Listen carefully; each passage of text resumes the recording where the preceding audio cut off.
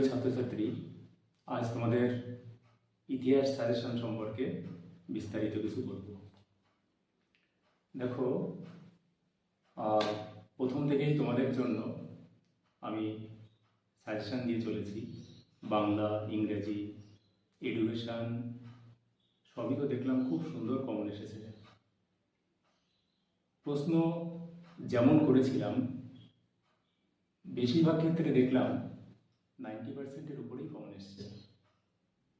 আশা করি ইতিহাসও তোমরা ভালোই কমন পাবে। ইতিহাসে তোমাদের দু রকমের প্রশ্ন লিখতে হয়, 3 নম্বরের কোশ্চেন থাকে আর 4 নম্বরের কোশ্চেন থাকে। আর একটা 8 নম্বরেরও কোশ্চেন লিখতে হয়। 3 নম্বরের, 4 নম্বরের আর একটা 8 নম্বরের লিখতে হয়। 3 নম্বরে লিখতে হয় 4টে, 4 নম্বরে লিখতে হয় 5টা আর 8 নম্বরে লিখতে হয় 1টা। 3 নম্বরের যে কোশ্চেনগুলো সেগুলো আমি বলে দিই, ভালো করে শুনে নাও। প্রথম প্রশ্ন, 1857 খ্রিস্টাব্দের মহাবিদ্রোহের প্রত্যক্ষ কারণ কি? এই কোশ্চেনটা খুব ইম্পর্ট্যান্ট। এই প্রশ্নটা যদি ঘুরিয়ে অন্যভাবে দেয় তো এইভাবে দিতে পারে, 1857 খ্রিস্টাব্দের মহাবিদ্রোহের তাৎক্ষণিক কারণ লেখো। যাই আসুক একই উত্তর হবে। দ্বিতীয় প্রশ্ন, মাউন্ট ব্যাটেন পরিকল্পনা কি? মাউন্ট ব্যাটেন পরিকল্পনা কি? তৃতীয় কোশ্চেন, ভারতীয় গণপরিষদের লক্ষ্য কি ছিল? চতুর্থ কোশ্চেন, দ্বিজাতি তত্ত্বের মূল ধারণা কি ছিল? পরের প্রশ্ন, পঞ্চশীল নীতি বলতে কি বোঝো? 6 নম্বর কোশ্চেন, মিশ্র অর্থনীতি বলতে কি বোঝো? 7 নম্বর কোশ্চেন, অসহযোগ আন্দোলনের লক্ষ্য ও কর্মসূচি কি ছিল?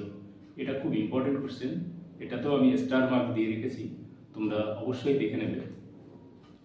পরের কোশ্চেন, আইন অমান্য আন্দোলনে নারীদের অংশগ্রহণ কীরূপ ছিল? 9 নম্বর কোশ্চেন, মহারানীর ঘোষণাপত্রের ঐতিহাসিক তাৎপর্য কি? এটাতেও স্টার মার্ক দেওয়া আছে।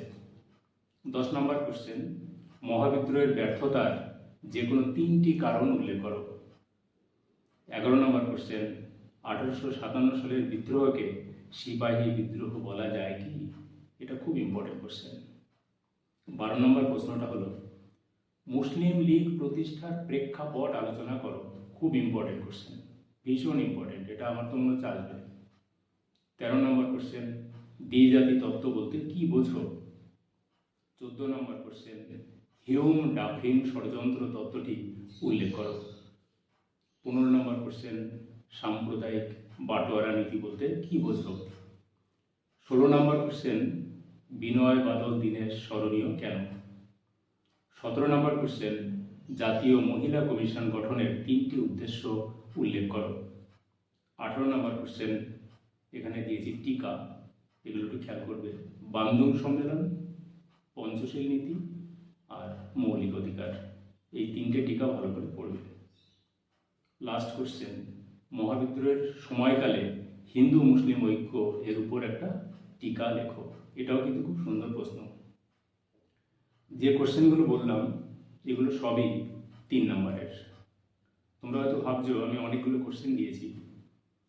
হ্যাঁ, অনেকগুলো দিলেও এর মধ্যে স্টার মার্ক দেওয়া আছে, তোমরা এগুলো একটু দেখবে ভালো করে। তো ডিসক্রিপশন বক্সে আমি দিয়েই দেবো, সেখান থেকে তোমরা দেখে নেবে। আর যেহেতু নতুন সিলেবাস, কোশ্চেন তো একটু বেশি দিতেই হবে, একটু বেশি না দিলে তোমরাও নিশ্চিন্তে পরীক্ষা হলে যেতে পারবে না। এবার আমি তোমাদের পরের যে কোশ্চেনগুলো থাকবে সেটা বলি। 4 নম্বরের প্রথম কোশ্চেন হলো, মহাবিদ্রোহের সামাজিক, রাজনৈতিক, অর্থনৈতিক ও সামরিক কারণ সম্পর্কে জানানো লেখো। এটা 4 নম্বরের কোশ্চেন। পরের কোশ্চেন, 1857 সালের মহাবিদ্রোহকে কি প্রথম স্বাধীনতা সংগ্রাম বলা যায়? 3 নম্বর কোশ্চেন, নৌ বিদ্রোহের কারণগুলি আলোচনা করো। 4 নম্বর কোশ্চেন, ভারতের প্রথম বিশ্বযুদ্ধের অর্থনৈতিক প্রভাব আলোচনা করো। পঞ্চম কোশ্চেন, অসহযোগ আন্দোলনের প্রধান কারণগুলি উল্লেখ করো। 6 নম্বর কোশ্চেন, মন্ত্রী মিশনের মূল প্রস্তাবগুলি কি ছিল? 7 নম্বর কোশ্চেন, ভারতের সংবিধানের 4টি বৈশিষ্ট্য লেখো। অবশ্য 2টোও দিতে পারে, তোমরা 4টে করে রাখবে। পরের কোশ্চেন, 1857 সালের মহাবিদ্রোহে মধ্যবিত্ত শিক্ষিত সমাজ অংশগ্রহণ করেনি কেন? খুব ইম্পর্টেন্ট প্রশ্ন। পরের কোশ্চেন, মাউন্ট ব্যাটেন পরিকল্পনা, পুনা চুক্তি, অপারেশন সার্চলাইট এগুলোর ব্যাপারে একটু টিকা পড়ে নেবে। পরের কোশ্চেন, ধর্ম নিরপেক্ষতার ধারণাটি ব্যাখ্যা করো। 11 নম্বর কোশ্চেন, বাংলাদেশের মুক্তিযুদ্ধের সংক্ষিপ্ত পরিচয় দাও। এখানকার লাস্ট কোশ্চেন, জোট নিরপেক্ষ আন্দোলন সম্পর্কে যা জানো লেখো। মোট এখানে 12টা কোশ্চেন দিয়েছি। 12টার মধ্যে যেগুলো খুব ইম্পর্টেন্ট তার পাশে আমি স্টার মার্ক দিয়ে রেখেছি, তোমরা এটা দেখে নিও। আর বাকি যে কোশ্চেনগুলো দিয়েছি সেগুলো একটু পড়ে যাবে, একটু দেখে যাবে। খুব ভালো করে মুখস্থ করার দরকার নেই। যদি মুখস্থ করতে পারো তাহলে তো ভালো, আর যদি অসুবিধা হয় যেগুলো স্টার মার্ক দেওয়া আছে সেইগুলো বেশি করে পড়বে, আর অন্যান্যগুলো একটু দেখে যাবে। আর কোনো কোশ্চেন কিন্তু ছেড়ে আসবে না, যা পারো লিখে আসবে, কারণ লিখলেই নাম্বার পাওয়া যায়, ছেড়ে আসলে তো কোনো নাম্বারই পাবে না। এবার দেখো 8 নম্বরের জন্য আমি 6টা কোশ্চেন দিয়েছি। এই 6টার মধ্যে 4টে খুবই ইম্পর্টেন্ট, সেখানেও স্টার মার্ক দেওয়া আছে। আর বাকি দুটো তোমরা একটু দেখে যাবে, যদি এসে যায় ভালো, আর না আসলে ওই 4টের মধ্যেই আশা করি কমন আসবে। প্রথম প্রশ্ন, ভারতের স্বাধীনতা সংগ্রামে নেতাজি সুভাষচন্দ্র বসু ও আজাদ হিন্দ ফৌজের অবদান। এটা মনে হয় এবছরের সব থেকে ইম্পর্টেন্ট প্রশ্ন। পরের কোশ্চেন, 1946 খ্রিস্টাব্দের নৌবিদ্রোহের কারণ ও ফলাফল আলোচনা করো। এটাও খুব ইম্পর্টেন্ট। তৃতীয় কোশ্চেন, আলিগড় আন্দোলনে স্যার সৈয়দ আহমেদের ভূমিকা আলোচনা করো।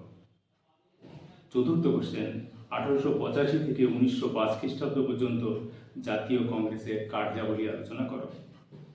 পঞ্চম প্রশ্ন, আইন অমান্য আন্দোলনের কারণ, কর্মসূচি ও ঐতিহাসিক গুরুত্ব আলোচনা করো। লাস্ট কোশ্চেন এখানকার, 1942 খ্রিস্টাব্দের ভারত ছাড়ো আন্দোলনের পটভূমি, কর্মসূচি ও গুরুত্ব আলোচনা করো। তো এই হলো মোট বলতে পারো সাজেশন বা বাছাই করা কোশ্চেন।